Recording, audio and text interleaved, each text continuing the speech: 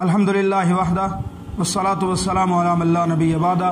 حدیث قدسی ہے کہ اللہ تعالیٰ نے فرمایا کہ الصوم لی وانا اجزی بہ، کہ صوم یعنی کہ روزہ میرے لیے ہے اور اس کا اجر میں خود دوں گا۔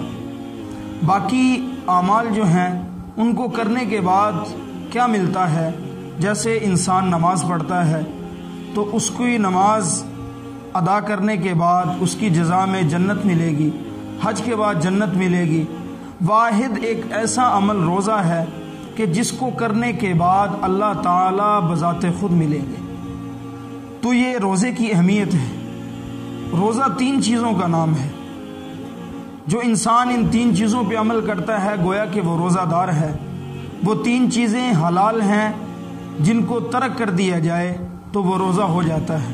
نمبر 1، کھانے سے رکنا، اس کے اندر کھانے کی تمام قسمیں شامل ہو گئی۔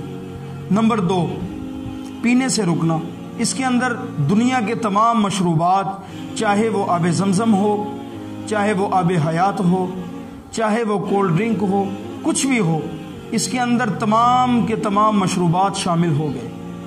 نمبر 3، کہ خواہشات، نفسانی خواہشات سے رکنا، یعنی کہ جائز جو تھی زوجین کے درمیان، میاں بیوی کے درمیان جو خواہشات وہ پوری کرتے ہیں، اس سے رکنا۔ ان 3 چیزوں کا چھوڑنے کا نام روزہ ہے، اور یہ تینوں چیزیں حلال ہیں۔ اب ہم دیکھیں کہ ہم روزہ رکھنے کے بعد ان 3 چیزوں کو تو چھوڑ دیتے ہیں، لیکن جو ان سے پہلے ہی حرام تھی، جیسے جھوٹ بولنا، بد نظری کرنا، چغلی کرنا، غیبت کرنا اور دوسرے معاملات جیسے لڑائی جھگڑا کرنا، گالم گلوچ کرنا، یہ ایسے معاملات تھے کہ یہ پہلے بھی حرام تھے، روزہ رکھنے کے بعد بھی حرام ہیں۔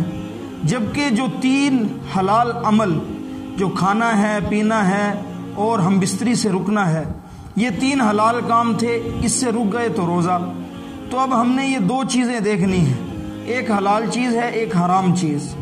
اگر حلال چیز سے رکے تو روزہ ہے، اور دوسری جانب حرام سے تو ہم نے روزے سے پہلے بھی رکنا ہے اور روزہ رکھنے کے بعد بھی رکنا ہے۔ اب ہم نے یہ دیکھنا ہے کہ آیا ہم نے حلال چیزوں کو تو روزے کے لیے چھوڑ دیا، لیکن حرام چیزوں کو ہم نے نہیں چھوڑا۔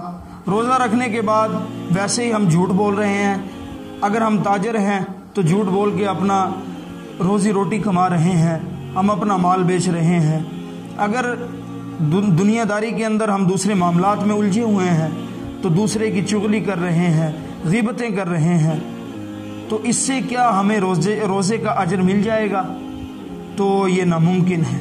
رسول اللہ صلی اللہ علیہ وسلم کی حدیث مبارکہ ہے کہ آپ علیہ الصلاۃ والسلام نے فرمایا کہ بعض روزہ دار ایسے ہیں کہ جنہیں سارا دن بھوکا پیاسا رہنے کے کچھ بھی حاصل نہیں ہوتا۔ صحابہ نے عرض کی، یا رسول اللہ وہ کون لوگ ہیں؟ تو رسول اللہ صلی اللہ علیہ وسلم نے فرمایا کہ وہ لوگ جو روزہ رکھنے کے بعد جھوٹ بولتے ہیں، چغلی کرتے ہیں، گالم گلوچ کرتے ہیں، انہیں بجز بھوکا رہنے کے کچھ حاصل نہیں ہوتا۔ دوسری حدیث مبارکہ کے اندر آپ علیہ الصلاۃ والسلام نے ارشاد فرمایا کہ جو شخص روزہ رکھنے کے باوجود جھوٹ بولتا ہے تو اس کو بھوکا رہنے کے سوا کچھ حاصل نہیں ہوتا۔ اب ہم نے یہ دیکھنا ہے کہ ہم نے روزہ تو رکھ لیا، حلال چیزوں کو بھی اپنے اوپر حرام کر لیا، لیکن جو پہلے سے حرام چیزیں تھیں ان کو بھی ہم نے حرام جانتے ہوئے ان کو بھی چھوڑنا ہے۔ اگر ہم نے ان کو نہ چھوڑا تو سوائے بھوکا اور پیاسا رہنے کے ہمیں کچھ حاصل نہ ہوگا۔ تو ان چیزوں کی طرف ہم نے اپنے آپ کو پیش کرنا ہے۔ اور دوسری بات یہ ہے کہ روزہ جو ہے اس کا مقصد کیا ہوتا ہے، جیسے قرآن پاک میں اللہ تعالیٰ نے ارشاد فرمایا، یا ایھا الذین آمنوا کتب علیکم الصیام کما کتب علی الذین من قبلکم لعلکم تتقون۔ تو اصل ہے متقی بننا۔ متقی کیسے بنا جاتا ہے کہ ایک انسان اللہ کے لیے سب کچھ چھوڑ دیتا ہے، اپنے جو حلال کام تھے ان کو اپنے اوپر حرام کر لیتا ہے۔ ایک کمرے کے اندر بند ہے، اس کے اندر فریزر پڑا ہوا ہے، اس میں پانی موجود ہے، اس کا گلا خشک ہوا پڑا ہے، ہونٹ پیاس سے کانپ رہے ہیں، لیکن وہ اللہ سے ڈرتے ہوئے وہ فریج سے نکال کے پانی نہیں پیتا، وہ کھانے والی چیز اپنے سامنے پائے جانے کے باوجود اسے ہاتھ نہیں لگاتا۔ یہ اللہ کا خوف ہے۔